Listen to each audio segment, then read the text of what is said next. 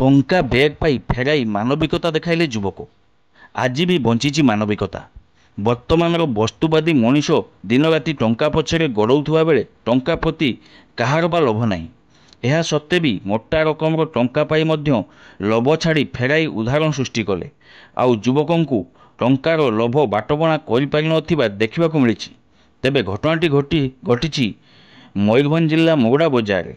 ସ୍ଥାନୀୟ ଯୁବକ ଦିଲ୍ଲୀପ କୁମାର ଧଳ ତଥା ଦିଲୁ ତାରିଣୀ ମନ୍ଦିର ପାଖ ଚା ଦୋକାନ ସମ୍ମୁଖରେ ମୋଟରସାଇକେଲ ନିକଟରେ ଛିଡ଼ା ହୋଇଥିଲେ। ସେହି ସମୟରେ ଏକ ଓମିନି ଗାଡ଼ିରେ ପରିବାର ସହ ପଡ଼ୋଶୀ ପଶ୍ଚିମବଙ୍ଗରୁ ଆସି ଚା ଦୋକାନରେ ଅଟକିଲେ ଆଉ ଚା ପିଇଲେ। ଆଉ ଚା ପିଇବା ସମୟରେ କଥାବାର୍ତ୍ତା ଭିତରେ ଜୈନିକା ମହିଳା ତାଙ୍କର ଭେଣ୍ଟି ବ୍ୟାଗ୍ ଛାଡ଼ି ଚାଲିଯାଇଥିଲେ। ତେବେ ଛାଡ଼ି ଯାଇଥିବା ଭେଣ୍ଟି ବ୍ୟାଗ୍ଟିକୁ ପାଇଥିଲେ ସ୍ଥାନୀୟ ଯୁବକ ଦିଲ୍ଲୀପ କୁମାର ଧଳ। ଭେଣ୍ଟି ବ୍ୟାଗ୍ ଭିତରେ ଥିଲା 15,000 ଟଙ୍କା। ପାଇବା ପରେ ସ୍ଥାନୀୟ ବରିଷ୍ଠ ସାମ୍ବାଦିକ ଘାସିରାମ ବେହେରା ଓ ଅବିନାଶ ମହାନ୍ତିଙ୍କ ନଜରକୁ ଆଣିଥିଲେ। ଭେଣ୍ଟି ବ୍ୟାଗ୍ ଛାଡ଼ି ଯାଇଥିବା ଲୋକଙ୍କୁ କିଛି ସମୟ ଅପେକ୍ଷା କର, ନିଶ୍ଚିତ ଫେରିବେ ବୋଲି ଉଭୟ ପରାମର୍ଶ ଦେଇଥିଲେ। ସତକୁ ସତ କିଛି ସମୟ ପରେ ସେହି ଓମିନି ଗାଡ଼ିରେ ଛାଡ଼ି ଯାଇଥିବା ସ୍ଥାନରେ ପହଞ୍ଚିଥିଲେ।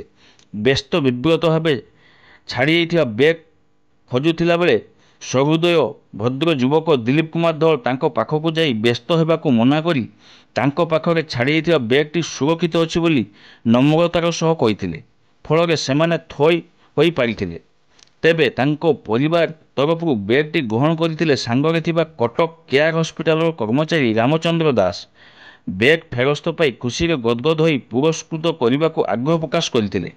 ମାତ୍ର ଯୁବକ ଦିଲ୍ଲୀପ କୁମାର ଧଳ ବିନମ୍ରତାର ସହ ତାଙ୍କୁ ଏଥିରୁ କ୍ଷାନ୍ତ କରାଇଥିଲେ ମଧ୍ୟ ବାଧ୍ୟ କରି ସେଠାରେ ଉପସ୍ଥିତ ସୁଧୀର କୁମାର ଧଳ, ବଳିଆ ମହାକୁଡ଼, ଦିବାକର ବିନ୍ଧାଣୀ ଏବଂ ଅନ୍ୟମାନଙ୍କୁ ଚା ପିଆଇ ଆପ୍ୟାୟିତ କରି ଧନ୍ୟବାଦ ଜଣାଇ ତାଙ୍କର କର୍ମସ୍ଥଳକୁ ଫେରି ଯାଇଥିଲେ।